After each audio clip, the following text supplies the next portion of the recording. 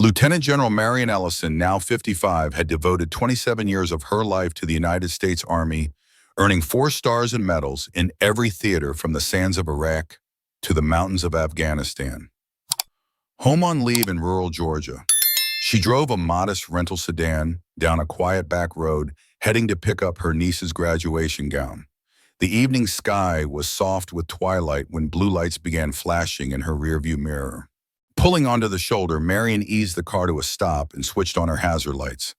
2 officers approached Sergeant Grant Holloway, a broad-shouldered man with graying hair and a perpetually stern look, and Officer Logan Sharp, younger, lean, his posture rigid with protocol. They skirted around her vehicle without explanation. "License and registration." Holloway barked. Marion, calm and respectful, retrieved her documents. "Officer, may I ask why I've been stopped?" Holloway's jaw tightened. "Step out of the vehicle." Confusion flickered, but Marion complied, hands visible on the roof. She offered both her driver's license and her military ID. Sharp glanced at the cards. Then back at her. "Step over there." Holloway ordered, nodding toward the front of the cruiser. Before she could move, Holloway reached for her wrist. In a single swift motion, cuffs snapped around her hands behind her back. "You're under arrest for obstruction," he announced, satisfaction creeping into his voice. Shock rippled through the few neighbors still tending their yards. Marion pressed her lips together, dignity intact as the metal bit into her skin. "I served this country for 27 years, she said quietly. "I'm simply asking why I'm being treated like a criminal." Holloway only scoffed. "Just another black woman who needs to learn her place," he muttered. As he hauled her toward the cruiser, Marion kept her gaze steady, silently vowing that this injustice would not go unanswered. Just beyond the soft glow of the street lamp, Darnell Washington, an elderly attendant at the nearby gas station, watched in quiet horror as the officers manhandled Lieutenant General Ellison. He lifted his phone and began recording, hands trembling slightly. She closed her eyes briefly, gathering her composure. With practiced calm, she tapped the face of her military-issue smartwatch. A single tap, then another. A silent code black signal flashed on the small screen. Her highest priority distress alert, immediately routing an encrypted message to Pentagon command. Holloway jerked the radio out of its cradle. "Dispatch a suspect en route. Obstruction charge." Over, his voice crackled as he keyed the mic. Marion sat straight, shoulders back, refusing to give him the reaction he sought. She looked forward through the windshield at the blur of passing trees. Officer Sharp in the passenger seat fumbled with the microphone. Static hissed between his words. "Repeat, request backup. Vehicle registered to military officer. No compliance over." Not a single word passed through the car's speakers beyond that. The hum of the engine seemed to fill the space where conversation might have been. Outside, crickets chirped in the warm night air, as if imploring someone, anyone, to intervene. And somewhere high above the clouds, the Pentagon's duty officer saw the alert pop up. Through secure channels, preparations began to mobilize help. But in that moment, the patrol car carried Marion Ellison away from her hometown, carrying with it a solemn promise that her silent call for aid had not gone unheard. High atop the Pentagon's secure floors, Colonel Sarah Martinez and General Harlan Reyes sat before glowing monitors. The code black alert blazed across their screens. Lieutenant General Ellison was in clear danger. Without hesitation, General Reyes stood and spoke into his headset. "Major Owen Marks deploy immediately to coordinate local support." Major Marks, whom Ellison had once rescued under fire in Afghanistan, dropped his briefing papers and moved with quiet urgency.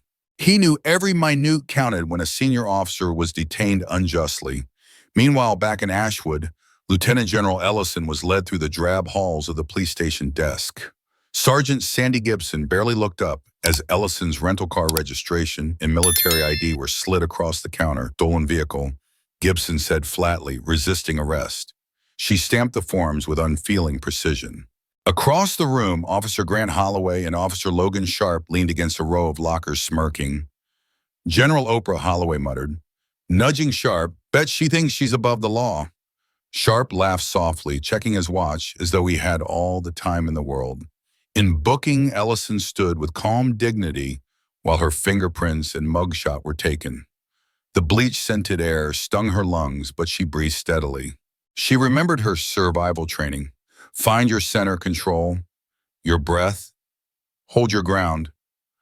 Led to a holding cell, Ellison sat on the narrow metal bench, the walls painted institutional gray, closed in around her. She closed her eyes and inhaled slowly, recalling desert sandstorms and midnight patrols. Each breath brought her back to herself. The sting on her wrist faded into focus, and she reminded herself that her rank, her service, and her integrity remained unshaken. Somewhere between the clatter of distant keys and the murmur of station radio traffic, the secure channels at the Pentagon sprang to life. Major Marks had received his orders, and the first steps of a rescue mission were already in motion. Back in the booking area, Officer Maya Sinclair watched the scene with growing unease.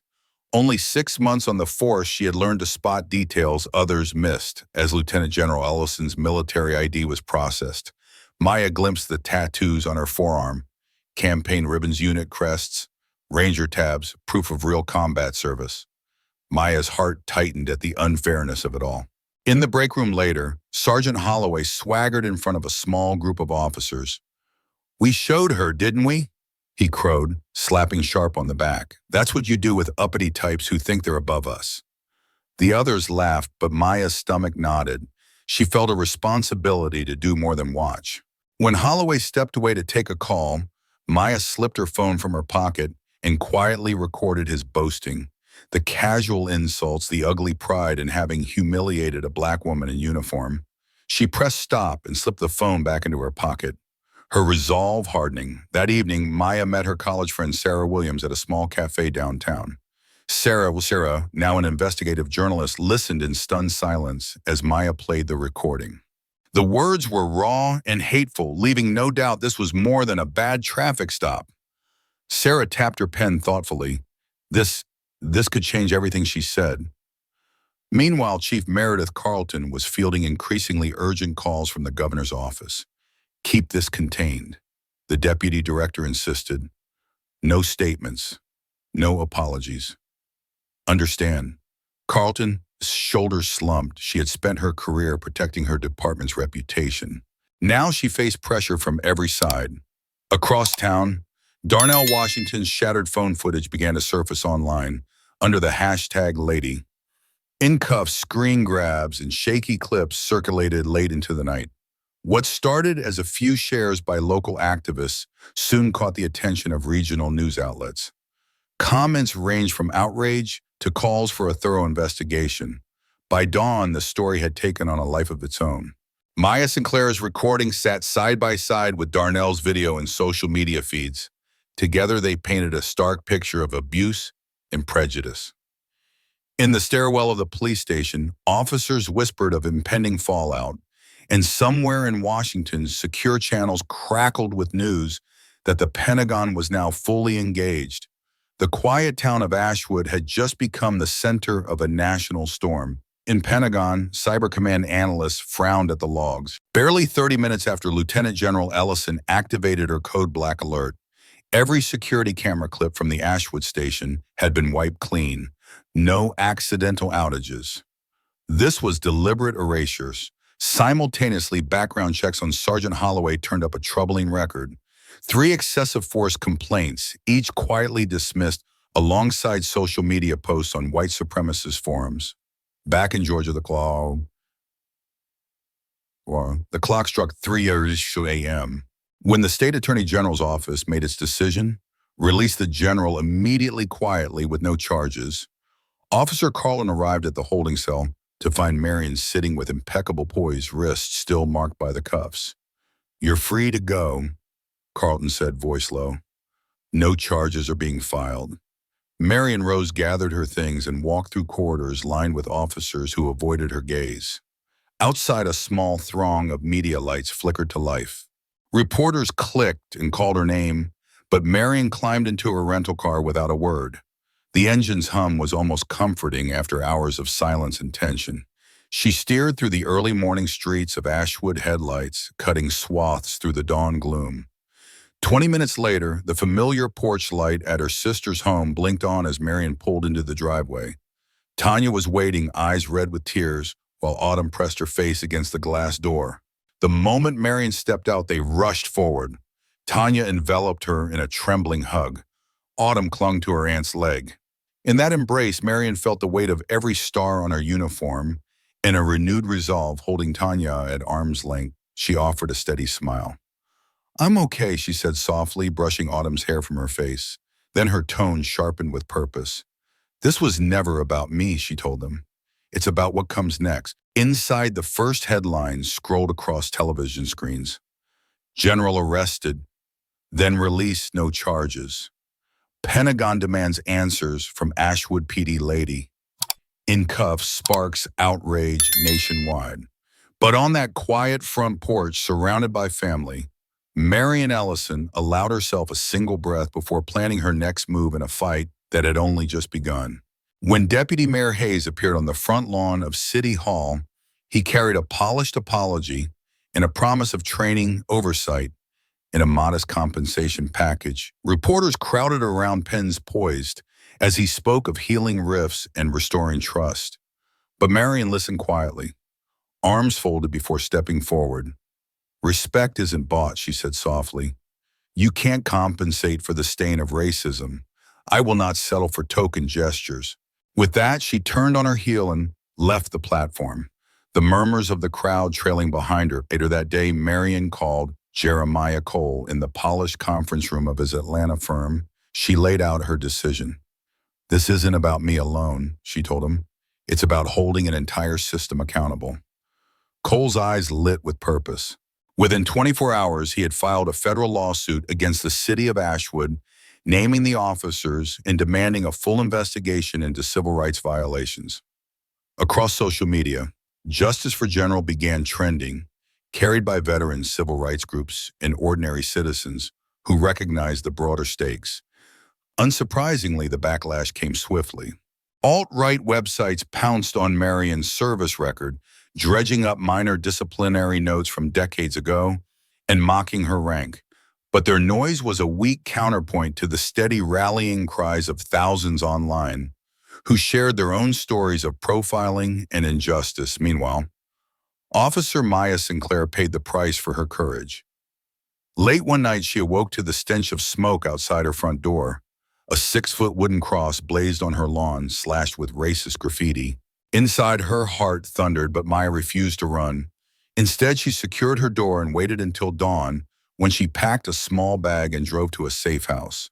There, in a quiet back room lit by a single lamp, Maya met with Marion.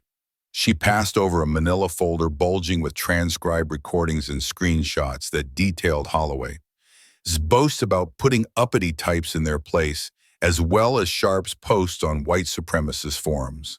Marion reviewed the evidence with calm intensity, her eyes never wavering.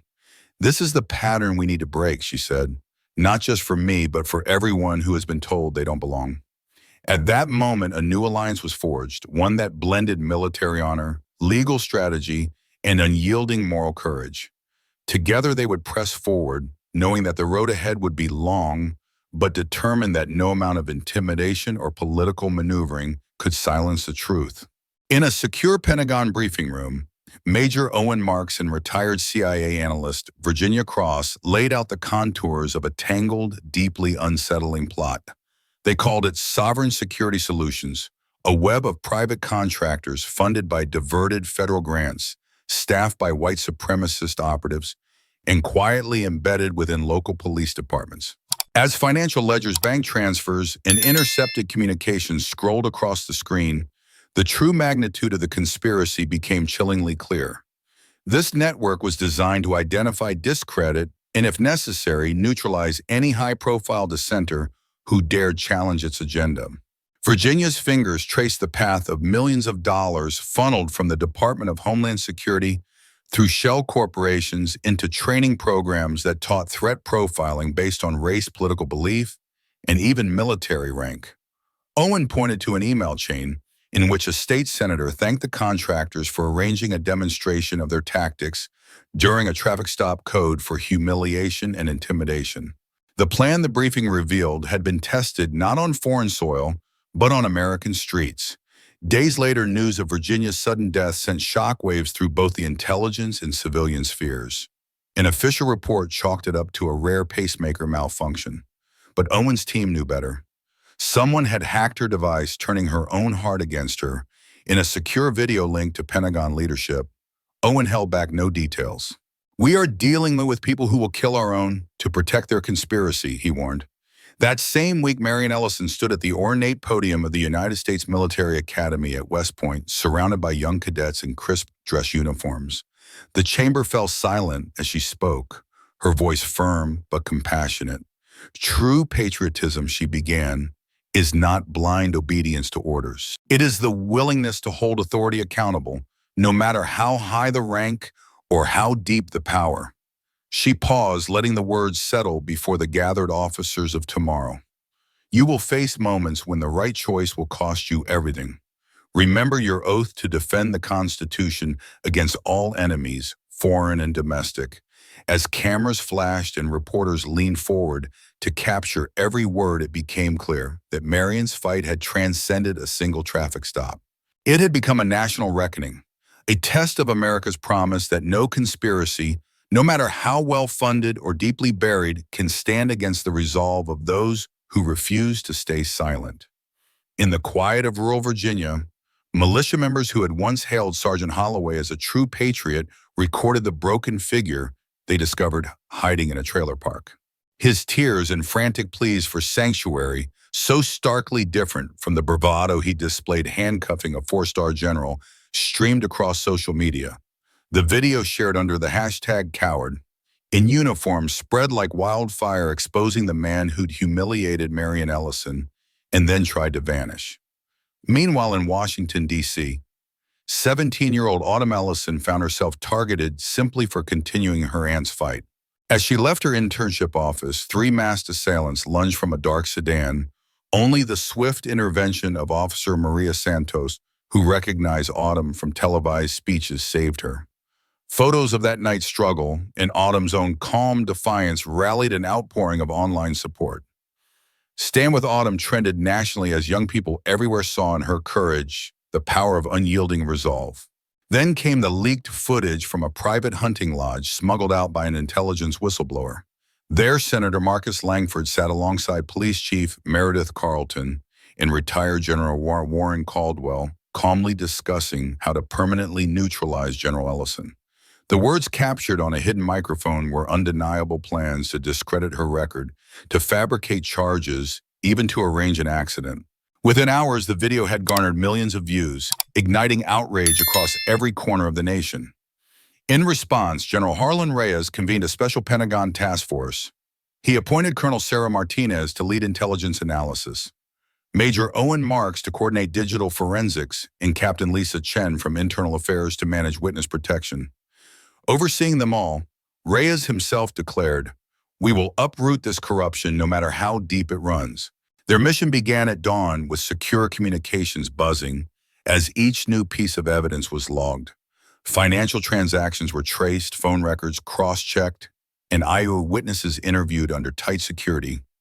Even as news helicopters circled overhead, Reyes's team moved with quiet determination, united by one unbreakable principle. No conspiracy, however well-funded, can withstand the light of truth and the steadfast courage of those who refuse to look away. As the investigation deepened, former NSA operative Lucien Falcon Graves stepped from the shadows to lend his voice and expertise. In a secure televised hearing, he confirmed the hacked communications that linked Senator Langford's office to the shadow network Sovereign Security Solutions. His calm, precise explanations made clear how encrypted messages and financial transfers had funded local police corruption and even plotted against General Ellison herself. Next, Officer Grant Holloway, once so brazen, took the witness stand in federal court. Under oath, he admitted to destroying critical evidence and following Chief Carleton's orders to intimidate uppity targets. His testimony provided the final bridge between the corrupt chain of command and the crimes committed on those Georgia back roads. His words, shaky but undeniable, set the stage for a landmark civil rights lawsuit filed by attorney Jeremiah Cole. Officer Maya Sinclair, still recovering from threats and vandalism, gave a powerful statement before Congress. In measured tones, she recounted the racist boasts she'd recorded in the culture of silence that had protected misconduct. Her courage inspired legislators to draft sweeping reforms, mandatory body cameras, civilian oversight boards, and whistleblower protections. Headlines called her the rookie who saved the rule of law, and her testimony became a catalyst for change in departments nationwide. Meanwhile, Frost-Sharp debates echoed through committee rooms as Logan Sharp's apparent suicide was re-examined. Medical examiners agreed the pacemaker hacking matched the same sinister techniques used against Virginia Cross, fueling suspicion that Sharp's death was no accident. Across 6 grand jury sessions, subpoenas flew for state records, campaign contributions, and contractor invoices. Chief Carlton Senator Langford and retired General Warren Caldwell faced indictment on counts of conspiracy, abuse of power, and obstruction of justice. They were accused of plotting to discredit, detain, and even eliminate those who dare challenge their authority. In Atlanta's federal courthouse, families of past victims filled the gallery, some claiming they'd suffered identical harassment that had gone unpunished for decades. As the defendants awaited trial behind glassed-in holding cells, the nation watched with rapt attention. Each piece of testimony, each document presented, underscored a single unyielding truth. No individual, no matter how powerful, stands above the Constitution. And in that solemn chamber, justice at last found its voice. 6 months have passed since the courtroom dramas that shook a nation. In Atlanta's federal courthouse, the jury returned guilty verdicts against the 3 principal conspirators: Senator Langford, Chief Stroud, and General Caldwell on charges of civil rights conspiracy, abuse of power, and obstruction of justice. Their sentences send a clear message. No public office is a shield for criminal acts. Across the country in Washington, President Matthews signed the Ellison-Sinclair Act into law, named for the 2 courageous officers, General Marion Ellison and Officer Maya Sinclair. It mandates universal body camera usage, establishes civilian review boards for police misconduct, and enshrines whistleblower protections for those who expose corruption. The signing ceremony held in the Rose Garden felt less like a political event and more like a moment of national reckoning. At Arlington National Cemetery, 3 weeks later, a moving ceremony celebrated General Ellison's retirement and posthumous promotion to 4-star rank. Hundreds of veterans and family members gathered under solemn skies as her medals were pinned one last time. In her eulogy, General Reyes spoke of her unwavering devotion to duty and the enduring power of truth. Meanwhile, Officer Maya Sinclair was appointed to chair the new National Police Ethics Board. Under her leadership, dozens of departments have already overhauled training curricula to root out bias and strengthen accountability. Her transformation from shy rookie to national reformer has become a testament to the difference one honest voice can make. In Atlanta, attorney Jeremiah Cole founded the Cross-Sharp Foundation, named to honor both Logan Sharp's courage and Virginia Cross's sacrifice. The foundation now provides legal aid to whistleblowers and families of victims, and its annual symposium attracts civil rights advocates from around the globe. Major Owen Marks returned to the Pentagon to lead the Domestic Threats Prevention Unit. He has since thwarted several emerging plots, applying lessons learned from the Ashwood conspiracy to protect the homeland from new dangers. Lucian Falcon Graves vanished once more into the shadows, his whereabouts unknown, but his message ever present. Democracy depends on those willing to sacrifice comfort for conscience. And in Ashwood, the old police department headquarters now stands transformed. Its brick walls have given way to the Civil Rights Memorial Park, where engraved names and a central Justice monument invite quiet reflection. School children visit on field trips, and survivors come to leave flowers. 2 generations later, Autumn Ellison's nonprofit, Next Generation Justice, continues to train young activists in nonviolent advocacy and constitutional law. Her rallying cry, "Justice is something you make happen," echoes through high school auditoriums and community centers. In the end, the promise of democracy depends not on power, but on people. People who, like General Ellison, choose to stand steadfast, unbowed when injustice calls their names. Disclaimer. This story is entirely fictional. All characters and events are creations of the author and are not intended to reference or criticize any real person. It is designed to raise awareness of responsibility, justice, and the importance of treating one another with respect and dignity. We firmly oppose all forms of violence, prejudice, and injustice. Please consider this before viewing.